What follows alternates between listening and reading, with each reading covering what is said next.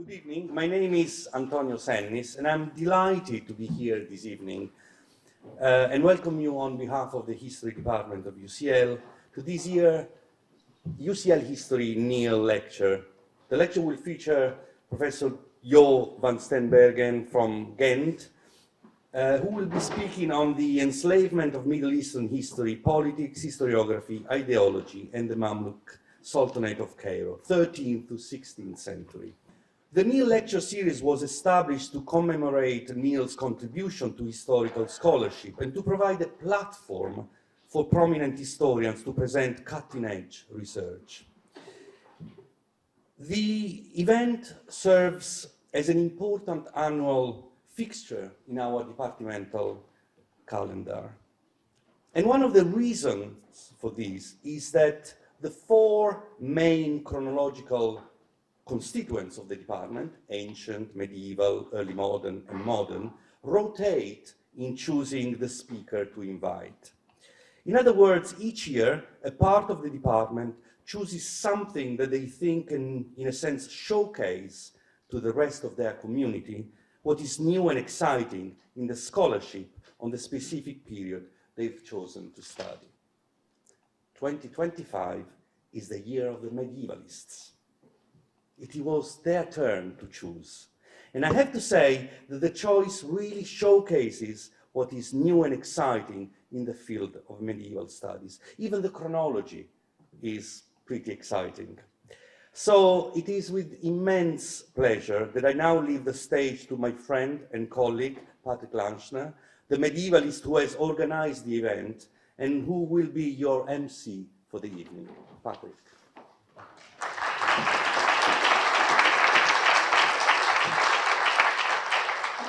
Yeah, thank you, Antonio. As Antonio says, the Neale Lecture is a bit of a national holiday for the history department because we get to invite a speaker to teach us something new, to challenge us, to take us into regions, periods that we care a lot about and challenge orthodoxies that we know about those.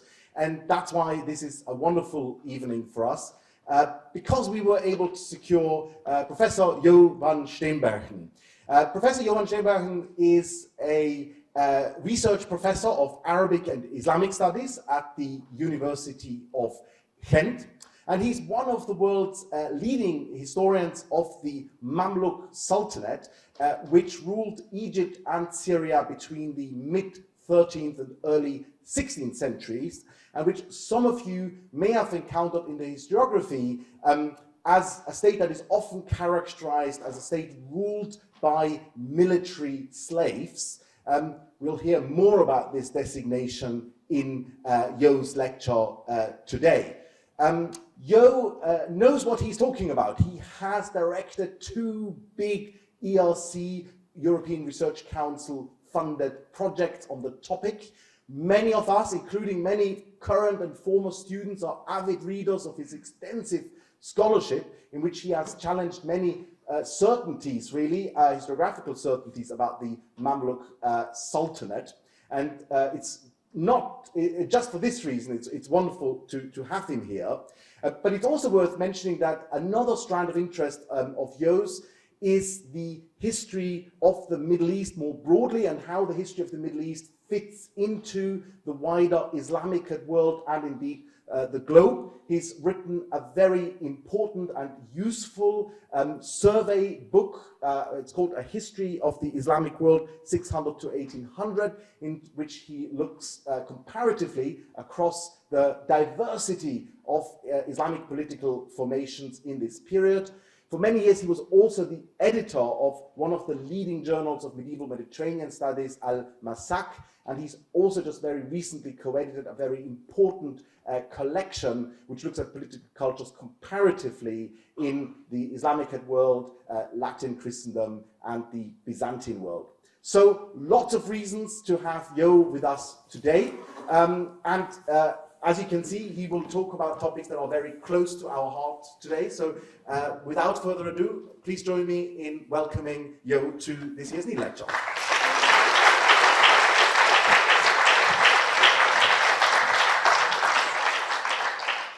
thank you very much, Patrick, for your very kind introduction. Thank you more generally, Patrick, and the History Department of University College London for inviting me to present this Neale Lecture, this annual lecture. It's a great honor that I can do so, that you've given me the opportunity, and I'll do my best to live up to your expectations.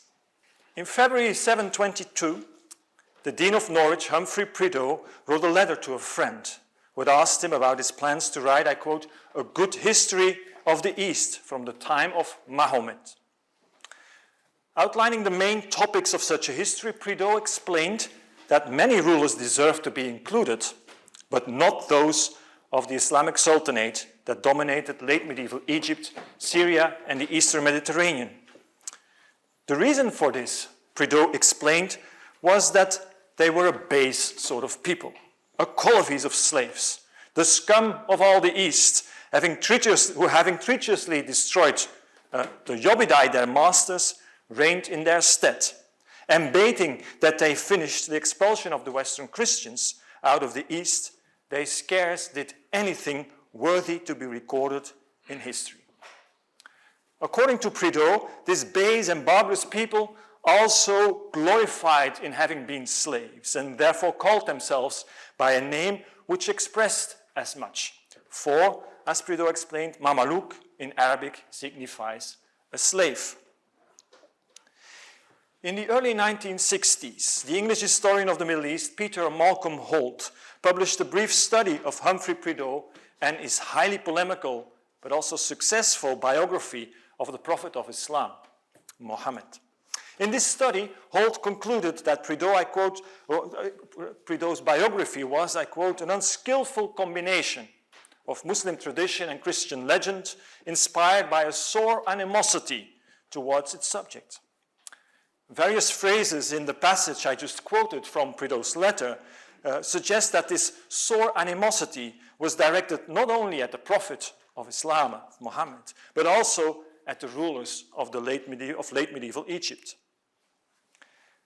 However, this did not compel Peter Holt to be equally critical of Prideaux's portrayal of these rulers as a colonies of slaves.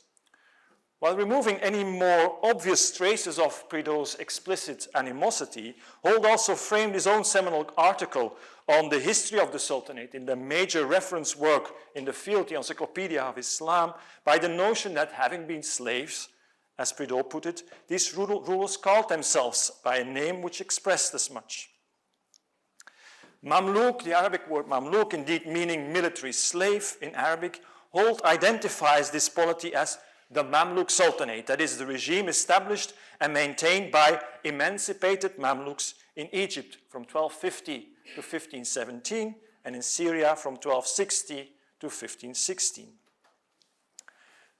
As is well known, Holt's echo of Prideaux's identification of the Sultanate's leadership as primarily Mamluk is, of course, not at all unusual in historical scholarship.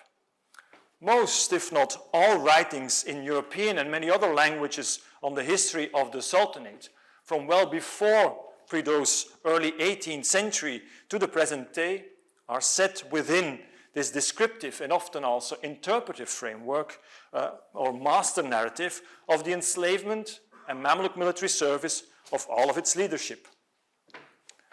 At the same time, however, more than half a century ago, Peter Holt's former senior colleague, Bernard Lewis, noted that while the Sultanate, I quote, is known to scholarship as the Mamluk Sultanate, contemporaries called it Dawlat al-Atrak, the Empire of the Turks.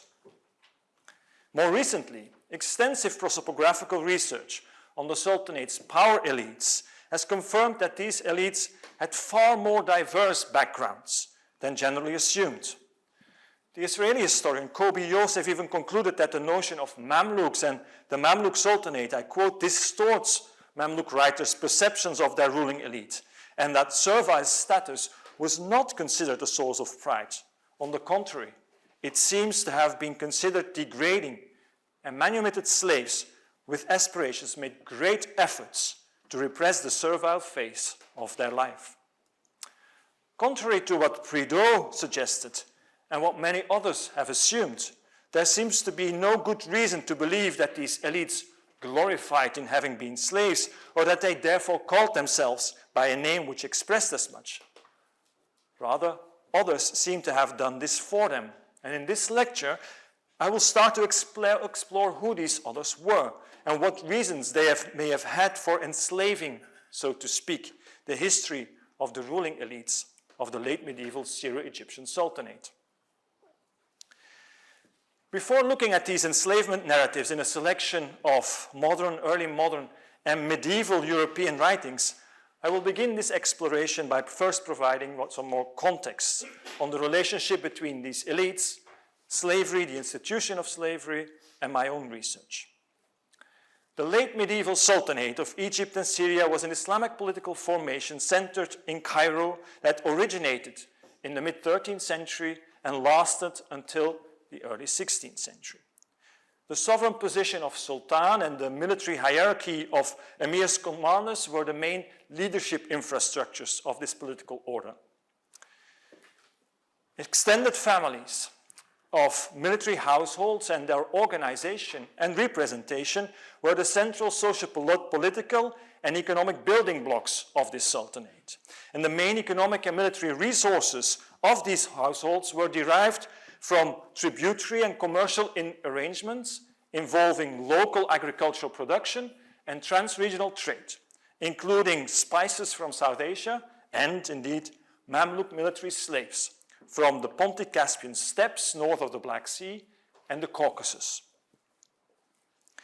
In mainstream modern scholarship, this political formation has always been imagined as a slave state, a state exclusively run by these military slaves, and therefore held together and maintained in a uniform and continuous way for almost 3 centuries by an institution of military slavery that is often considered a typical phenomenon of Islamic history in general. This meta-narrative of the Mamluk slave state assumes that the success of this specific Syro-Egyptian state formation process resulted from the combination of three historical conditions: the continuous influx of new generations of Mamluks, a particular administrative and military organization favoring these Mamluks, and the normative practice of political domination by these Mamluks. These assumptions tend to be summarized in a common vision of the Sultanate as a bureaucratic state run by a Mamluk system that continued to regenerate a so-called military aristocracy and a non-hereditary nobility. There should be no doubt that the majority of the power elites who ruled Egypt and Syria between the 13th and early 16th centuries were indeed of Mamluk origin. This is a matter of prosopographical fact, which is also borne out by the individual and well-documented life stories of many rulers who sat on the throne in Cairo.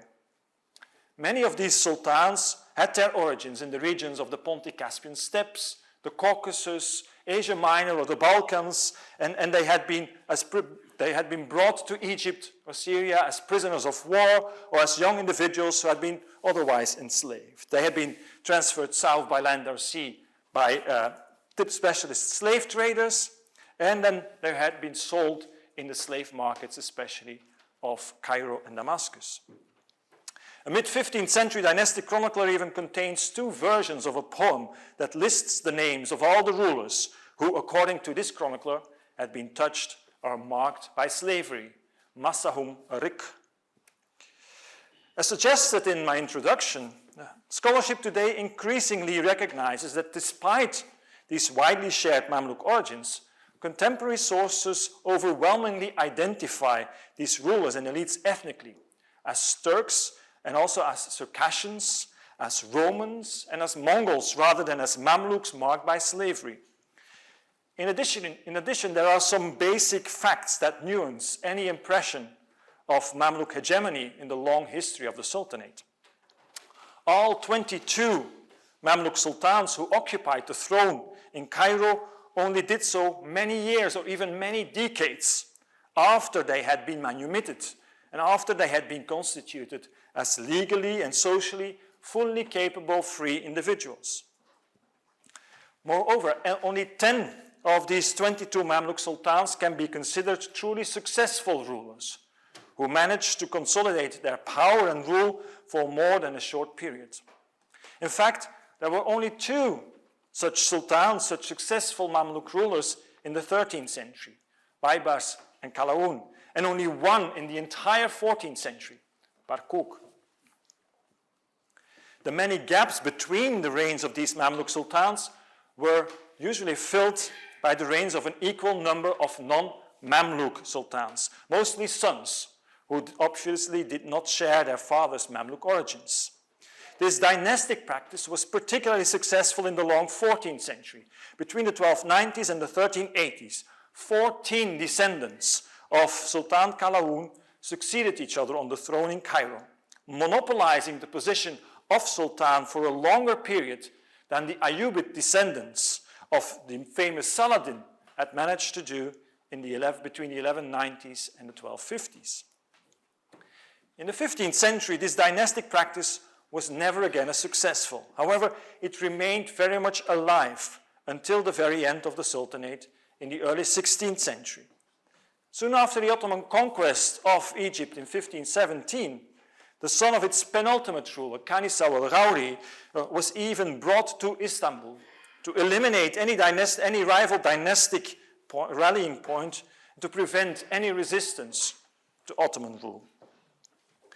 Traditionally, these many gaps in the succession of Mamluk sultans and the persistence of dynastic practices are explained as symptoms of wider problems and as moments of transition or crisis in the slave state.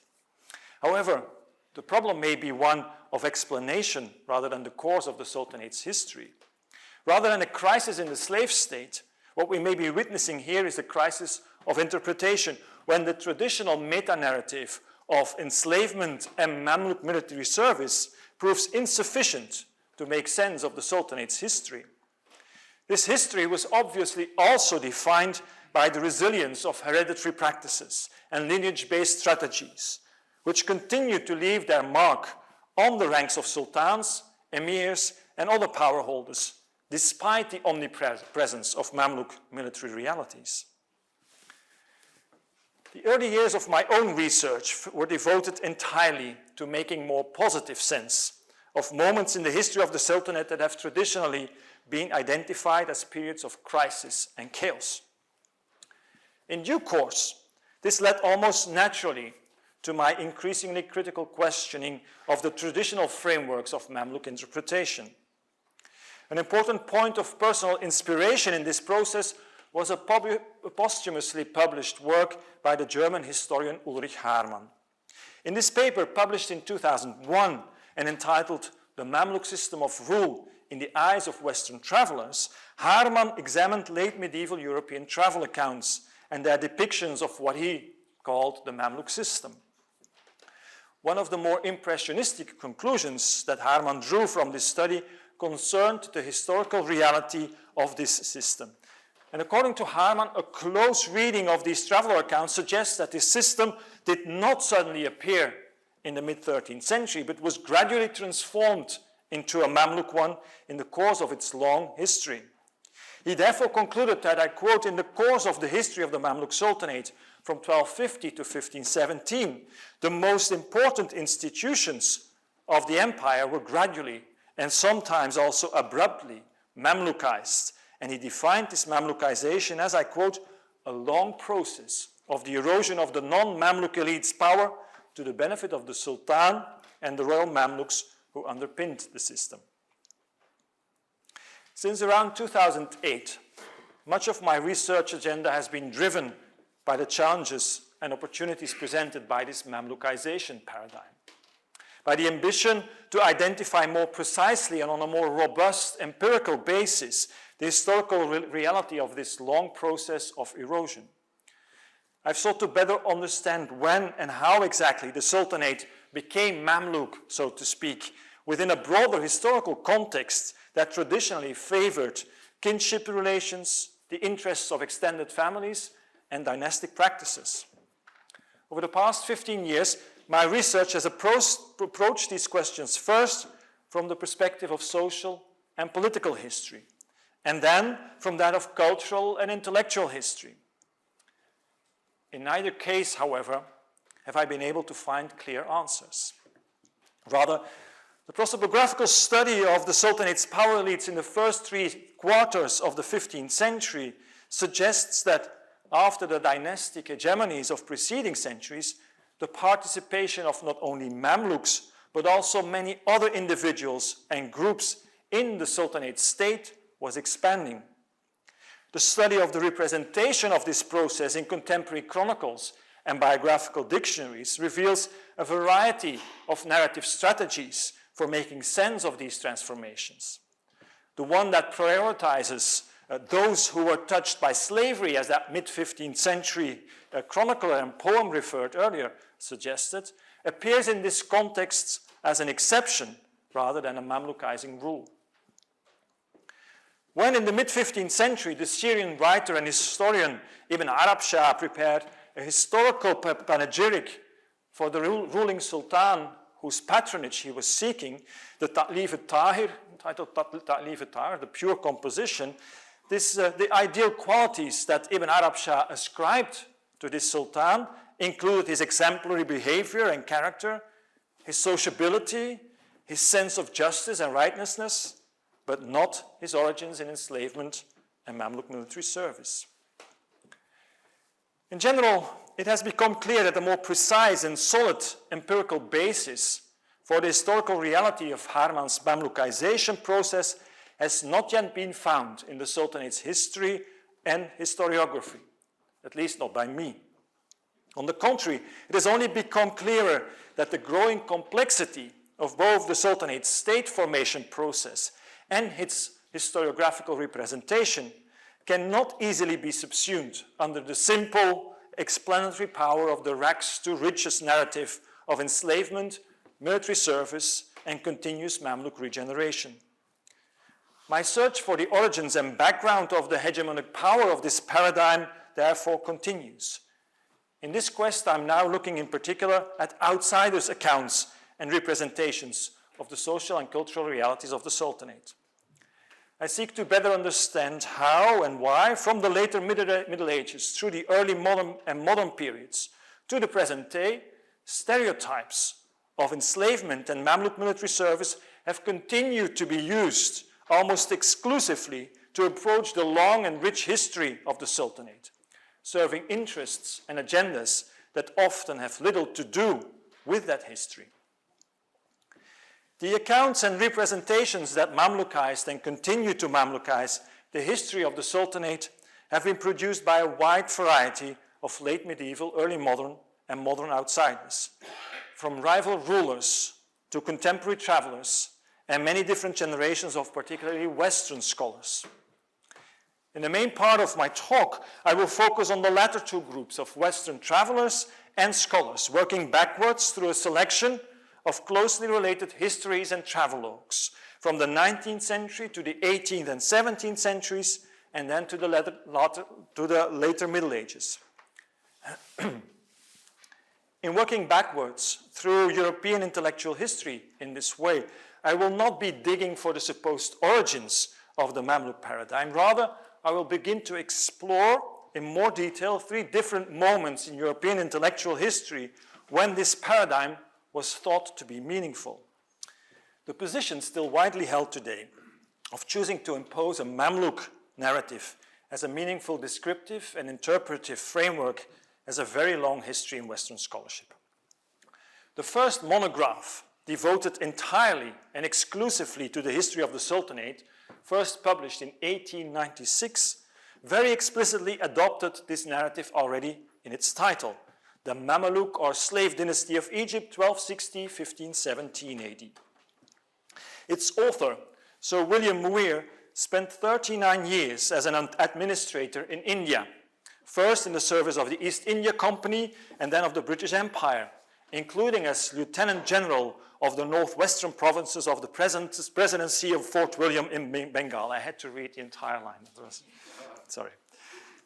Muir retired back to Britain in 1876, when he first became a member of the Council of India and then was appointed principal of Edinburgh University. Throughout his life and career, Muir maintained a strong evangelical Christian conviction, even in his many publications on the history of Islam. The still Palestinian-American post-colonial scholar and literary critic Edward Said, therefore, included Muir in what he called the official intellectual genealogy of Orientalism. In the Oxford Dictionary of National Biography, Muir's evangelizing publications on Islam and Islamic history are remembered as controversial, but also as popular and, I quote, widely regarded as authoritative during the colonial era. Muir's The Mamluk or Slave Dynasty of Egypt has continued to be reprinted and republished, including in an Arabic translation until today. This work was in fact an English rendering of the final 2 volumes of a major German work on Islamic history by Gustav Weil, first published in the early 1860s. In the preface of his The Mamluk or Slave Dynasty, Muir openly acknowledges, I quote, his obligations to the late Dr. Weil, for with vast skill and labor that learned writer not only quotes his authorities as he goes along, but as a rule gives all that is most important in his author's very words, end quote. In general, Weil's account of the history of the Sultanate did indeed give priority to getting the historical facts as right as he could get them from the available Arabic sources. Muir, however, added a remarkable layer of explanation and interpretation to Weil's rather dry and positivist narrative. In the preface to the Mamluk or Slave Dynasty, Muir introduced his own text as, I quote, the history of a period of special interest, touching as it does the close of the Crusades and embracing a dynasty of slave sultans unique in the annals of the world. Muir's interpretation of the alleged specialty and uniqueness of the successful slave rule in world history is presented in the concluding chapter 23, tellingly entitled The Mamluk Race. Announcing the modern Mamluk system paradigm and its idea of the continuous regeneration of a so-called non-hereditary nobility, Muir explains this special and unique success as the result of the fact that, I quote, maintained and multiplied by a continuous stream of slaves bought like themselves and by themselves from Asiatic salesmen, they held together as a single people, kept themselves there quite separate and distinct from the races whom they governed, regarded the crown as the heritage of the race, and closed ranks around the vast wealth of the emirs could grind out of the people.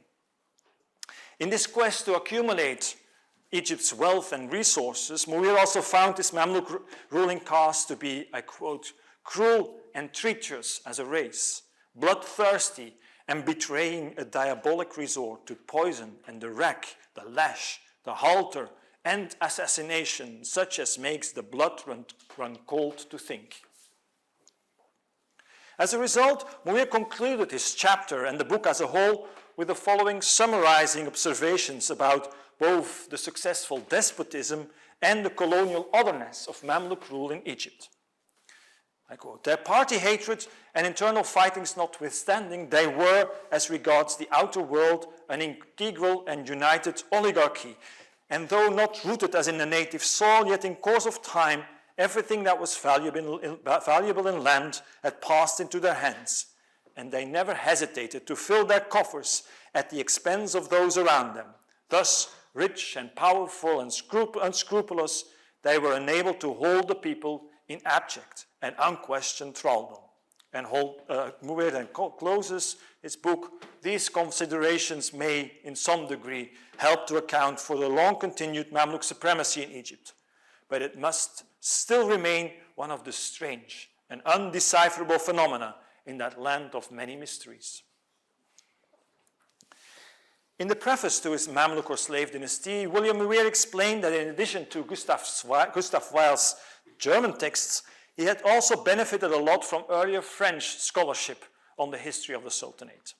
Indeed, Muir's account of the successful despotism and of the colonial otherness of Mamluk rule in Egypt, sustained and explained by what he defined as a continuous stream of slaves bought like themselves and by themselves from Asiatic salesmen, is very reminiscent of the scholarship of Jean-Joseph Marcel. Marcel was one of the many French scholars who had participated in the French military expedition to Egypt in 1798. More specifically, he had been the highly praised director of the invading army's printing press. In this capacity, according to an obituary published in 1854, Marcel is stated, I quote, to have composed himself on board of the ship L'Orient the first proclamation of General Bonaparte to be distributed throughout Egypt at the moment of the army's landing. This proclamation, addressed by Bonaparte to the later Emperor Napoleon, addressed by Bonaparte to the people of Alexandria on the 14th of Messidor of the year 6, that is the 2nd of July 1798, famously referred to the rulers of Egypt as ce ramassis d'esclaves, this assortment of slaves bought in the Caucasus and Georgia. It recalled the greed, the injustices, and the tyranny of the Mamluks, l'avarice, les injustices, et la tyrannie des Mamluks. And it warned those who arm themselves for the Mamluks and fight against us, ceux qui s'armeront pour les Mamluks et combattront contre nous, that there will be no hope for them. They will perish, ils périront. After leaving Egypt, Marcel contributed in various ways to the flourishing Oriental scholarship in France on the nature, culture, and history of Egypt and the Middle East. Among his publications, there is also his History of Egypt from the conquest by the Arabs to the French expedition. First published in 1834, this history of pre-modern Islamic Egypt was strongly shaped by Marcel's ambition to portray the French military expedition against Egypt as Bonaparte's proclamation of July 1798 had done. A heroic and long-awaited moment of Egyptian emancipation and liberation from the despotic rule of outsiders. According to Marcel, in the 18th century, as well as between the 13th and 16th centuries, these outsiders continued both to enter Egypt as enslaved Mamluk and to oppress its land and people relentlessly. This idea of foreign rule, of despotic foreign rule, continually enabled and regenerated through enslavement and Mamluk military service, is very much present in the two chapters devoted to the Sultanate's history. Like Muir, in these chapters, Marcel described the Sultanate's rulers not only explicitly as Mamluks, but also as tyrants who were as greedy and cruel as they were crude and incompetent, and for whom governing was nothing more than oppression, pour lesquels gouverner n'était qu'opprimer. This Oriental despotism that informed 19th century Mamlukizing interpretations by imperial officials, such as William Muir and Jean-Joseph Marcel, these stereotypes of the greed, cruelty, incompetence, and lawlessness of the Oriental leadership of an alien Mamluk other did not emerge from a scholarly vacuum. Indeed, these interpretations were closely related to the writings of some equally pioneering 18th and 17th century European scholars, many of whom were becoming increasingly interested in the expanding Oriental manuscript collections of Europe's early modern Republic of Letters. These scholars included notable figures such as Edward Gibbon, Joseph de Guigne, and Voltaire in the 18th century, and Barthélemy d'Herbelot and Edward Pocock in the 17th century.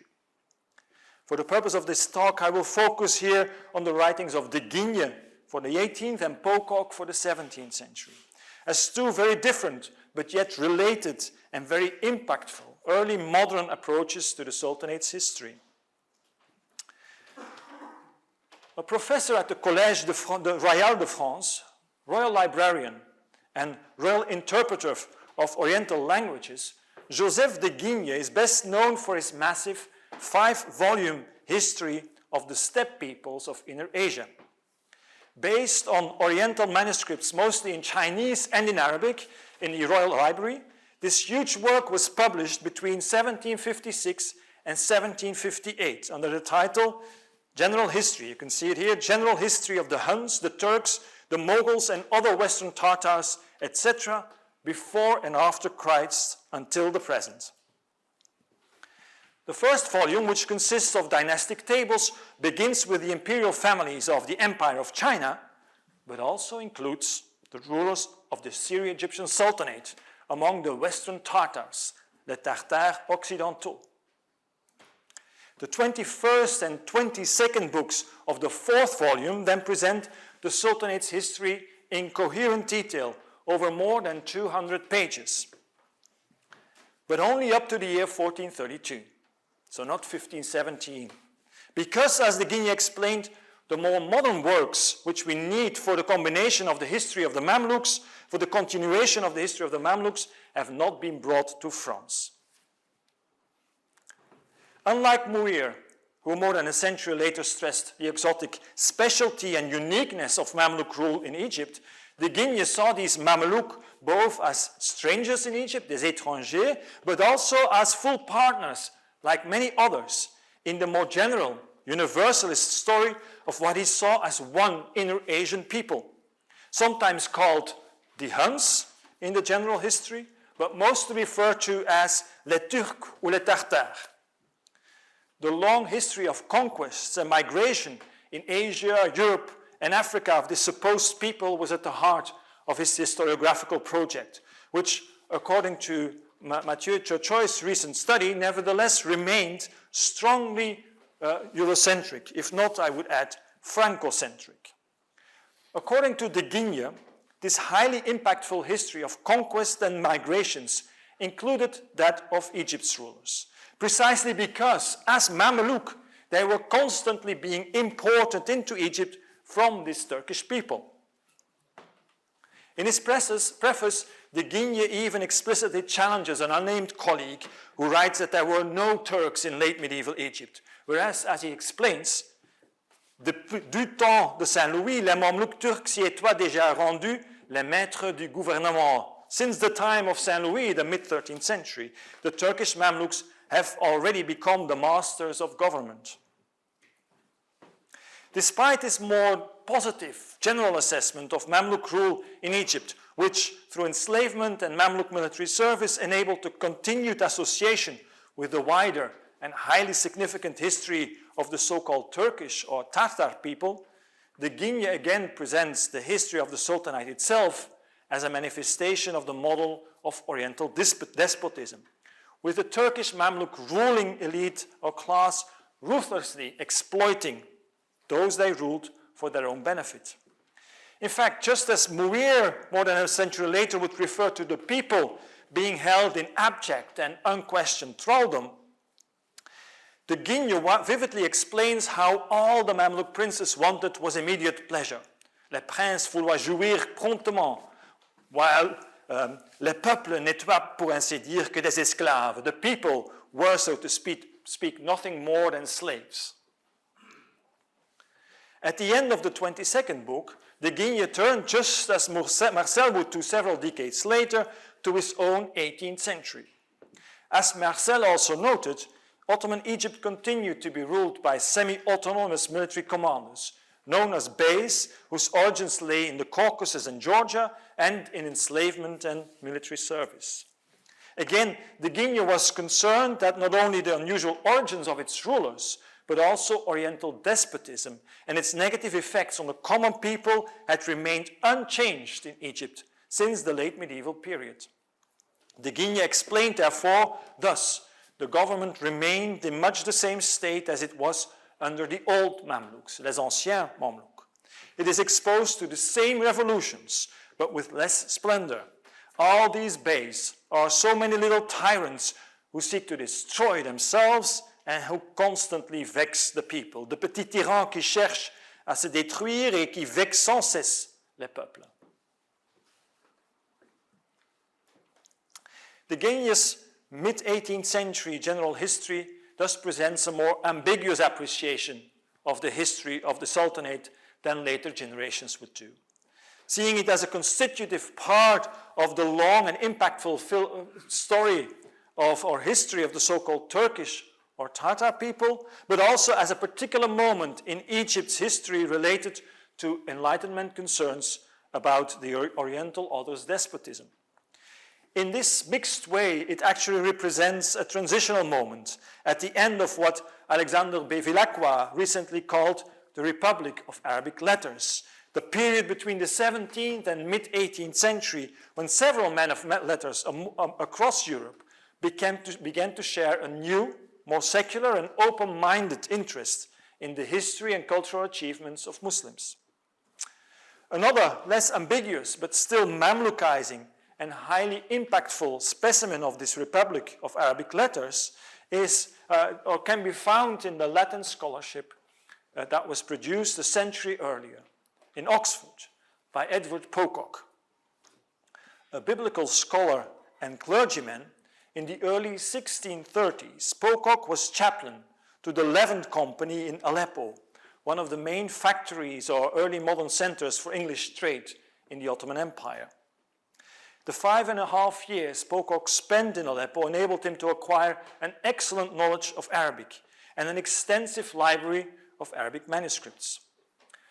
Returning to England in 1636, he began a very long and successful academic career at Oxford University, including as the first holder of the Professorship of Arabic, established by the former Chancellor of Oxford and the then Archbishop of Canterbury, William Laud. In 1663, Pocock published his Latin translation of the full Arabic text of a chronicle by a 13th century Christian Syriac chronicler, he entitled it A Concise History of Dynasties, Historia Compendiosa Dynastiarum. The supplementum or supplementary material that Pocock added to this translation also enumerated and described various Muslim rulers and dynasties from the 13th century onwards, including Mamlukorum Aegyptiacorum series, the series of Egyptian Mamluks. In this section, Pocock explained that Islamic Egypt in general had been ruled by a long series of different kings and rulers and dynasties, including, quote, the Bahrite Mamluks, who had been slaves bought by the Ayyubid kings, as well as those who were descended from them, atqua ad ipsis ortorum, and the Circassian Mamluks, who had been the slaves of the Bahrites, Bahritarum servi, as well as being predominantly of Circassian origin. The section continues, as you can see right here, with the explanation that Mamluk, and Pocock adds the term in Arabic, denotes a purchased slave, that is, one who, for a paid price, passes into the possession of his master. Pocock's supplement briefly describes the mid-13th century origins of the sultanates, and the following 24 pages present the numbered lists of names and terms for first a set of 22 sultans, and then for another set of 23 sultans, who were explicitly introduced as the Circassian Mamluks. In each case, the dates of a sultan's reign are duly noted, including differences in the Arabic sources, as well as that sultan's career trajectory, explicitly distinguishing between trajectories defined by enslavement and military service and those defined by kinship with predecessors. The first series, moreover, ends with the declaration that at that moment, the empire of the Bahrite Mamluks, the Turks, and of their children ended. In eo finem habuit imperium Mamlucorum Bahritarum Turcarum et ipsis natorum. Similarly, at the end of the second series of sultans, Pocock stated that this was the end, the exitum, of that servile empire of the Mamluks and Mamlukids, servile ad Mamlucorum et Mamlukidarum imperium, which for nearly 275 years had been held by both the Turks and the Circassians.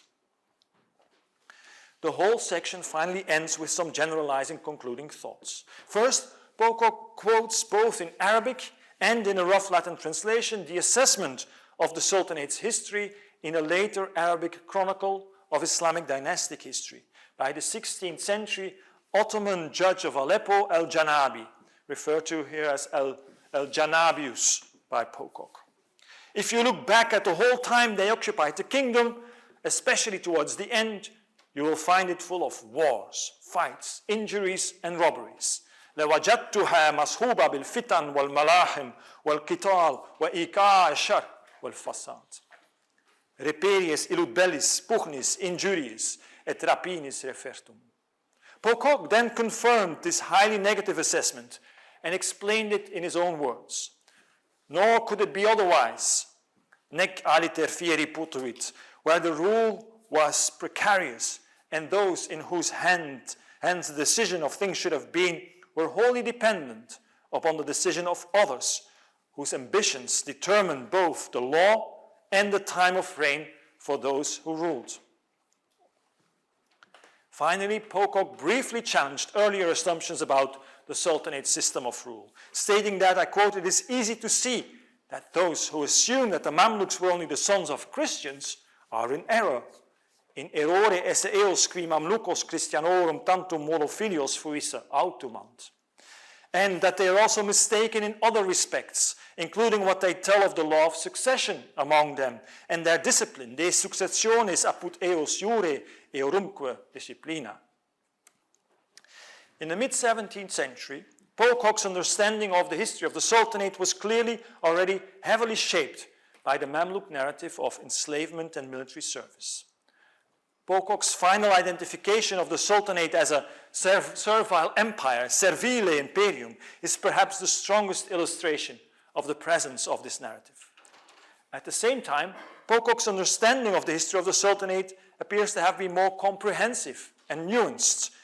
This is suggested by his criticism of what others tell of the law of succession among them, and his apparently related identification of the kinship relationships between many of the succeeding sultans, of the first period of the Sultanate's history as that not only of the Bahraite Mamluks, but also that of their children, and of this servile empire belonging not only to the Mamluks, but also to their dynastic kin, or what he called the Mamlukids, Mamlukorum et Mamlukidarum.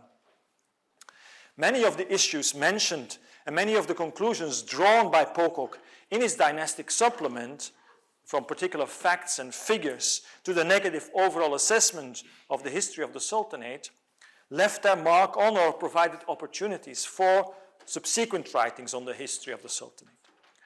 More generally, the earlier mentioned Peter Holt, who took a keen interest in Pocock's 17th century scholarship, concluded in the mid-20th century that the number of 18th century English historians still condition, I quote, the thinking of the non-specialists of Islam and Muslim history, and the image which these historians created, as their footnotes and references show, was largely derived from the pioneer work of Pocock.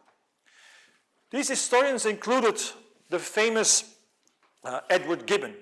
In chapter 59, part of the final volumes of his Decline and Fall of the Roman Empire that were first published in 1788, Gibbon also briefly reflected on, I quote, the state of Egypt above 500 years, so between the late 18th and the mid-13th century.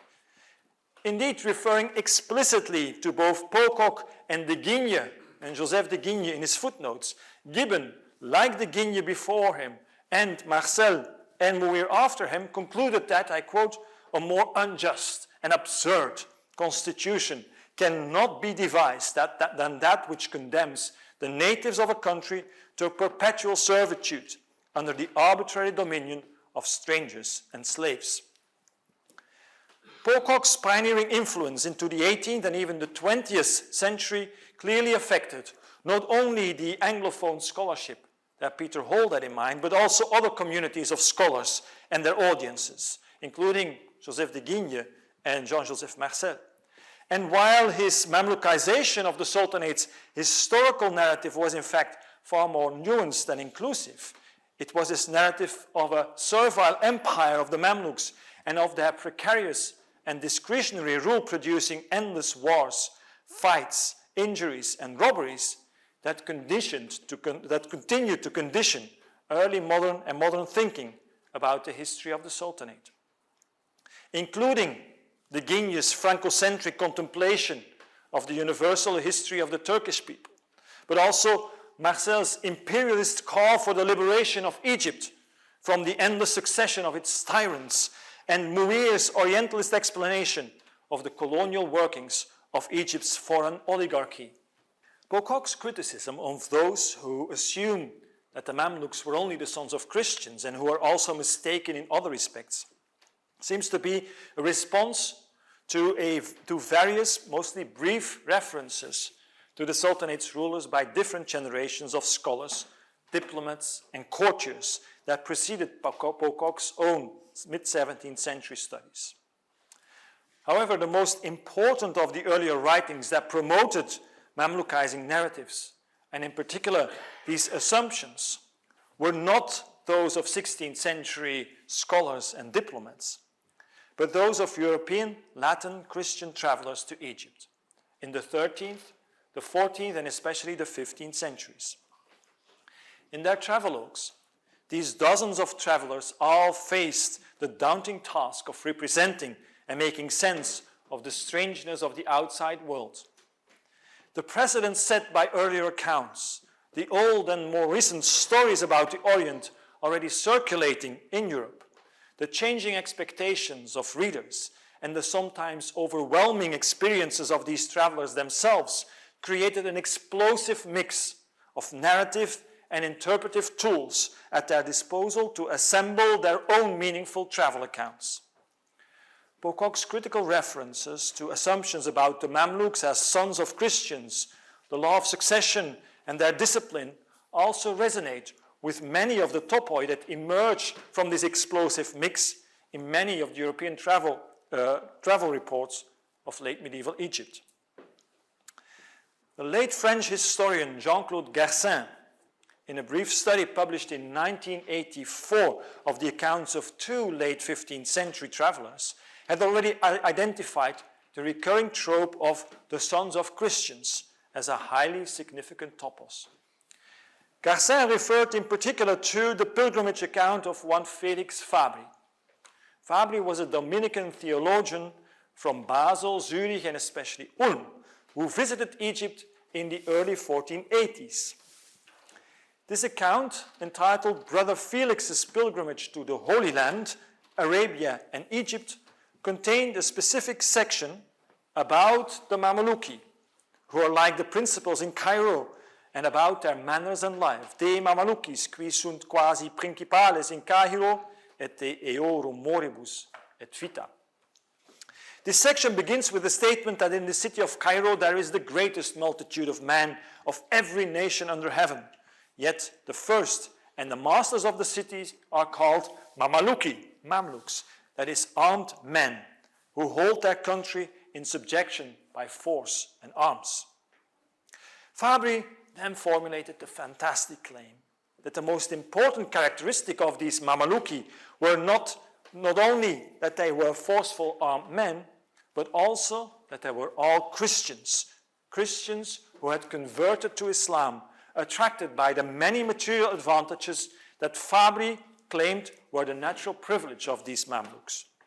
All Mamluks are Christian renegades, Fabri declared. Omnes Mameluki sunt abnegati Christiani, adding that, thus they say, that no one can become a sultan unless he has departed from his Christian brothers and been sold twice.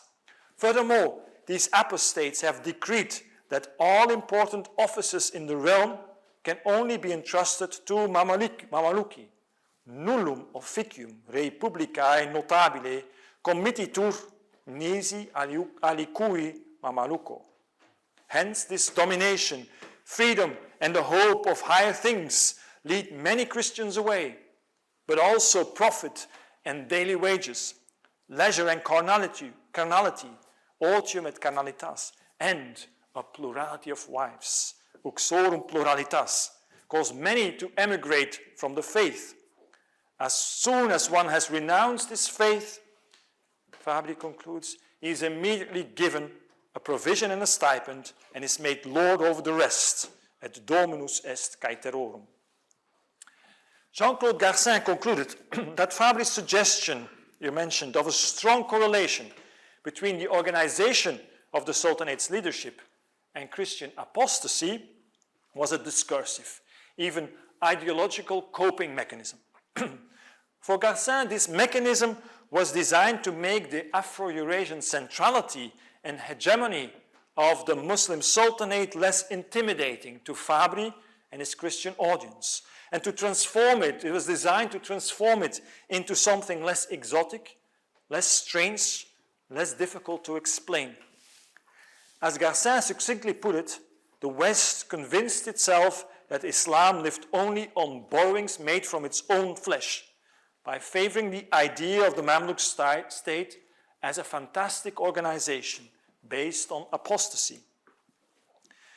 In Ulrich Haarmann's paper that is mentioned in part 1 also introduced the notion of Mamlukization, Haarmann revisited Garcin's argument, adding more data from other travelogues and even suggested that, I quote, in Burgundy in the 15th century, the term Mamluk, became a regular synonym for apostate. One of these many other travelogues that Haarmann studied and that Garcin had already looked at was the pilgrimage of Arnold von Harff. Von Harff was a young knight from the Lower Rhine area who traveled to Egypt in the late 1490s, some 15 years after Felix Fabri. In his account of his travels through, and I quote here from the title page of the published version, Italy, Syria, Egypt, Arabia, Ethiopia, Nubia, Palestine, Turkey, France, and Spain, several small drawings were added to accompany the text. And we can see two versions of them from a manuscript that is currently, mid-16th century manuscript currently held at the Bodleian in Oxford. One on the left of a Mamluk, on the right of the Sultan of Egypt, whom Harf actually had an audience with. This is Sultan Mohammed ibn Qaid Bey. Particularly in Harf's account of his visit to Cairo and the Sultan's court, Felix Fabri's idea of the strong correlation between the leadership of the Sultanate and Christian apostasy returned very prominently. This was not least because the idea seemed to be confirmed by those who acted as Harf's hosts and interlocutors. For example, he explains that when he and his companions first arrived in Cairo, they were forced to stay with, I quote, a Mamluk, that is, a renegade Christian born in Genoa, who had, indeed, 4 lawful wives. A little later, Harf explains how he found in this town 2 German Mamluks. One born in Basel is called by his Christian name Conrad of Basel, Koenraad van Basel. The other was born in Denmark.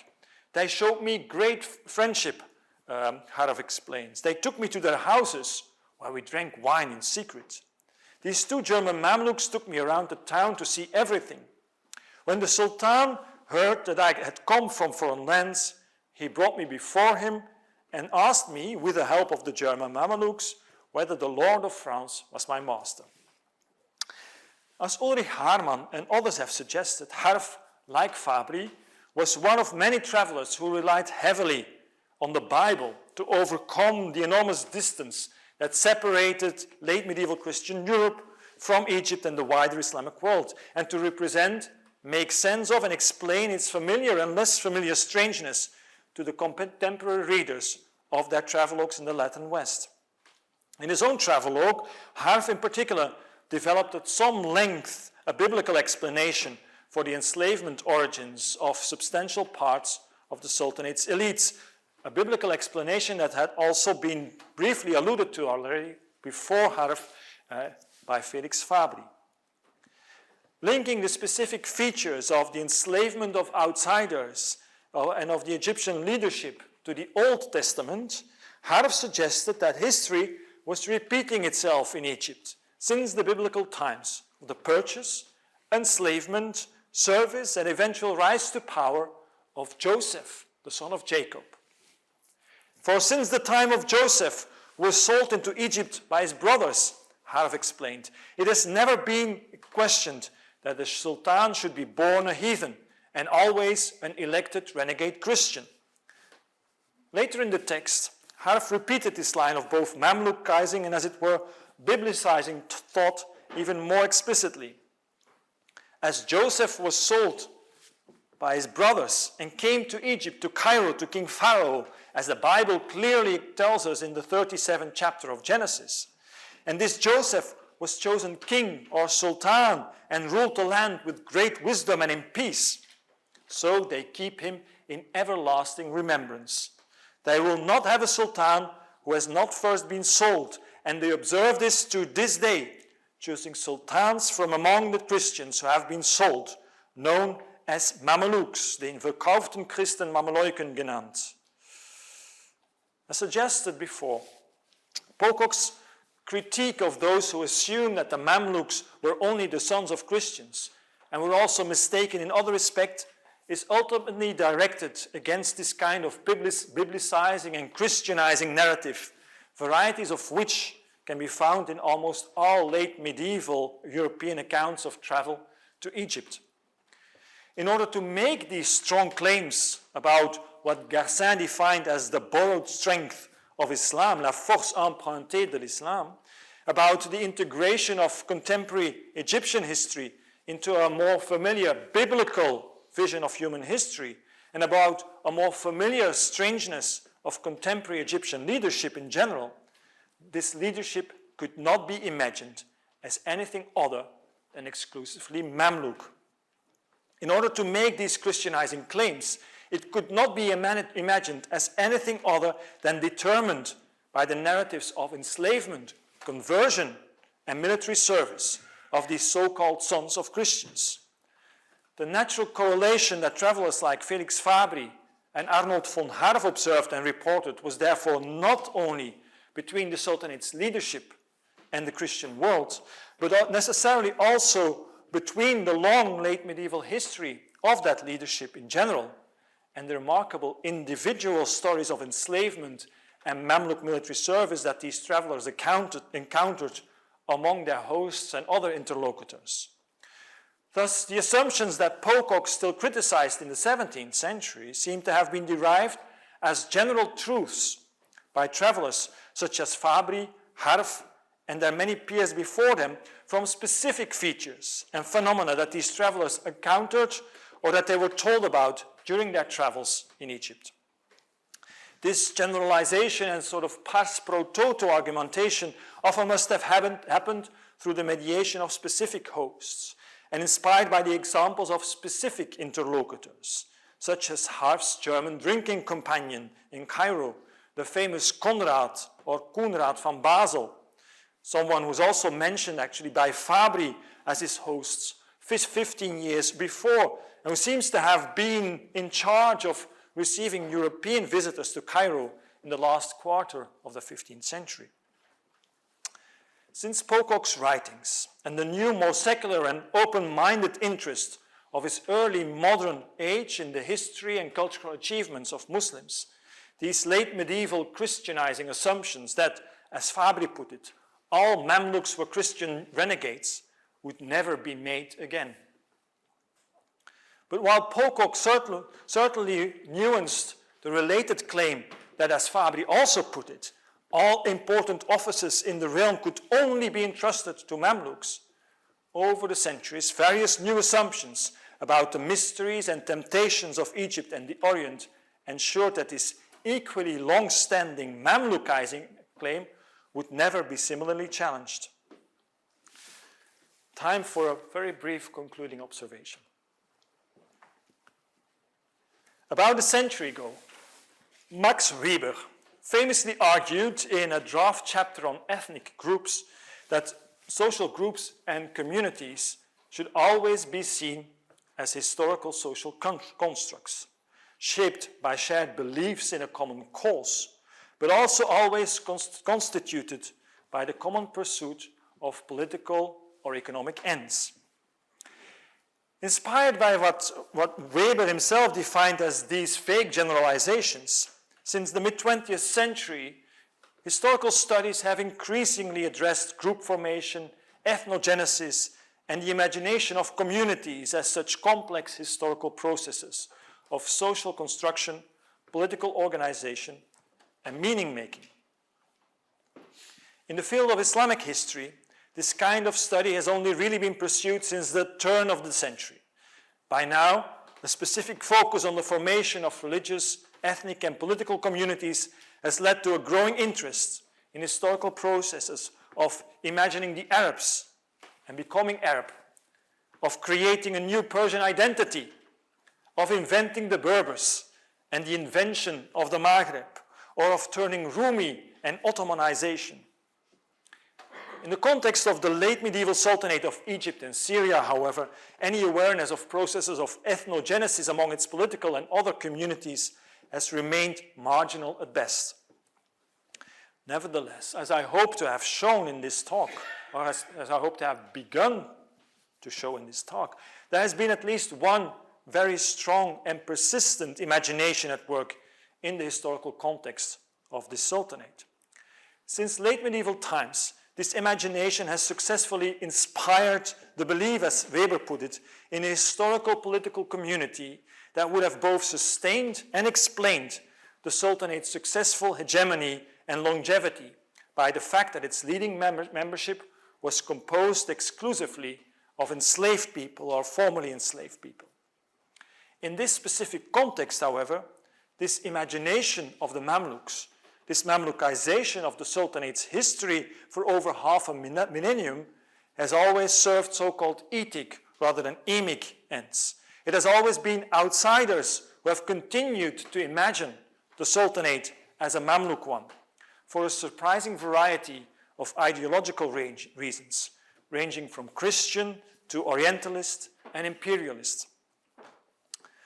What all these imaginations have had in common, however, down to the present day, and what the Mamluk framework has always enabled, is the representation of the Sultanate's leadership as exotic others and as familiar or less familiar strangers, both in Egypt and often also in the wider world, as that was conceptualized in the European mind in particular. Thus, from Arnold von Harf's Eternal Joseph to Felix Fabri's Christian Apostates, from Edward Pocock's Servile Empire of the Mamluks and the Mamlukids to Humphrey Prideaux's Colonies of Slaves and Scum of all the East, from Joseph de Guigne's Turkish Western Tartars to Jean-Joseph Marcel's Cruel and Incompetent Tyrants and William Muir's bloodthirsty colonial race, these Mamluk representations of the Sultanate's history seem to have had little to do with that history itself, and much more with the relentlessly Eurocentric contexts that produced them.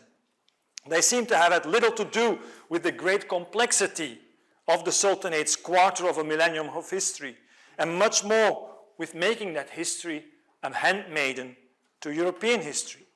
They seem to have denied the Sultanate its own history, enslaving it, as it were, to a Eurocentric master narrative. This raises the question of what to make of more recent representations, such as those of the Mamluk system and its one-generation nobility that have dominated the field now known as Mamluk studies since the mid-20th century.